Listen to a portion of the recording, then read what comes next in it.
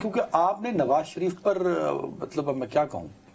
یار خدا کا واسطہ ہے، پھر وہی بات ہے کہ میں کیا کروں۔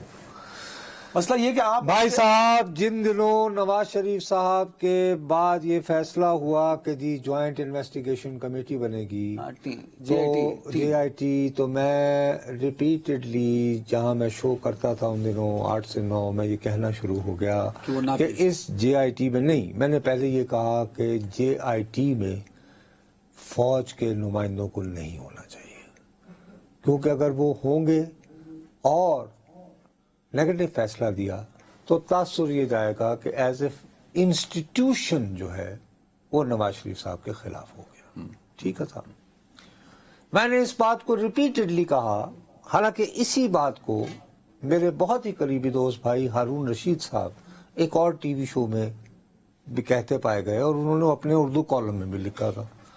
اس پہ کوئی ناراض نہیں ہوا۔ احمد نورانی نے ایک سٹوری دی تھی ان دنوں، جو ہوتا تھا نا فیڈ بیک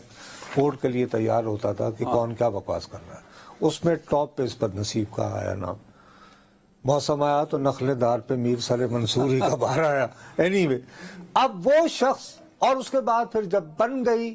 تو میں ریپیٹڈلی میری یہ پوزیشن رہی اپنے کالموں میں بھی، ٹی وی پروگرام میں بھی، کہ جی پاکستان کے وزیر اعظم کو جے آئی ٹی کے سامنے نہیں پیش ہونا چاہیے۔ ٹھیک ہے، ہو گیا۔ ٹھیک،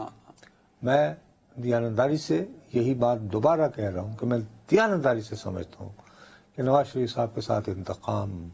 لیا گیا تھا، انصاف نہیں ہوتا براہ راست سپریم کورٹ، ٹھیک ہے، اور انہیں اپیل کے حق سے محروم رکھا گیا۔ اب جو واقعات ہو رہے ہیں، اس سے خلق خدا کو یہ تاثر نہیں مل رہا کہ کورس کریکشن ہو رہی ہے۔ سر آپ تاثر میں پھنسے ہوئے ہیں، معاملہ وزیر اعظم بننے کا ہے، اچھا جی، میں مرضی بن جاؤ، کوئی بات نہیں، ہاں تو پھر مطلب یہ نہیں تو آج سمجھاؤں میں ماما، وہ آپ تاثر میں پھنسے ہوئے ہیں، تو اس سے نو نیڈ آف تاثر۔ اچھا کوئی ضرورت تو اس سے اچھا، تو اگر یہ انوار اللہ کاکڑ صاحب بھی تو وزیر اعظم ہیں، تو ان میں اور ان میں کیا فرق پڑے گا؟ نہیں، وہ نواز شریف کو انوار اللہ کاکڑ سے تو ان کا چوتھی مرتبہ بننا امپورٹنٹ ہوگا۔ ہاں سر، وزیر اعظم بنتے ہی وہ تاثر ظاہر کر دیں گے۔ اچھا کیا؟ I have solid arguments۔ دیکھیں آج آپ بیک فٹ میں ہیں، میں بالکل نہیں، میں دیکھو، میں تو ایک بات جو ہے میں اس پہ مصر ہوں، اور میں دیانتداری سے سمجھتا ہوں کہ وہ جو ہے نا محاورہ کہ دانہ دشمن جو ہے وہ آپ جیسے دوستوں سے بہتر ہوتا ہے،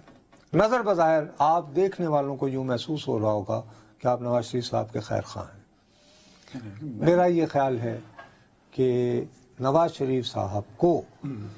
ایک پوسٹیریٹی کے لیے، تاریخ کے لیے، اگر فرض کرو انہیں باقی سپریم کورٹ یہ فیصلہ کرتا ہے، سر دیکھیں بات یہ کہ میں تو حقائق پہ بات کر رہا ہوں، تو حقائق ہی ہے نا کہ نااہلی کے لیے 5 سال سزا مان لی جائے۔ سپریم کورٹ نے کہا جی نااہلی تاحیات، ٹائم کم ہے ہمارے پاس، نااہلی تاحیات نہیں ہوتی، صرف 5 سالوں کے لیے ہوتی ہے، تو اس کے بعد انہیں الیکشن میں حصہ لینے کا موقع مل جائے، وہ جیت کے پرائم منسٹر بن جائیں، تو یہ بات تو طے ہوگی نا کہ یہ 5 سال تک نااہل رہے تھے، اور سپریم کورٹ نے یہ کہا تھا کہ آپ صادق الامین نہیں ہیں۔ ہاں ٹھیک ہے،